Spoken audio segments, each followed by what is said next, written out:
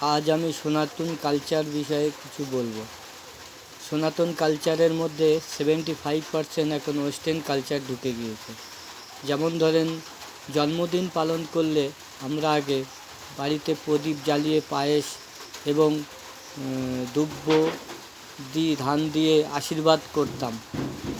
এটাই হচ্ছে আমাদের সনাতন কালচার। কিন্তু এখন সনাতন কালচার অন্যরকম হয়ে গিয়েছে। এখন কালচার হয়েছে যে মোমবাতি ধরিয়ে কেক কেটে জন্মদিন পালন করে। মোমবাতি ধরিয়ে সেই মোমবাতিটাকে বুঝিয়ে দেয়। বুঝিয়ে দেওয়ার মানে হলো তাকে বুঝিয়ে দেওয়া। এই কালচার একেবারেই ভালো নয়। মানুষকে সচেতন হতে হবে, সনাতন ধর্মে ফিরে আসতে হবে, সনাতন সিস্টেমের মধ্যে আসতে হবে। যদি মানুষ এখনও না বোঝে তাহলে আর কবে বুঝবে? এই বলে আমি আজকের মতন ভিডিও শেষ করলাম।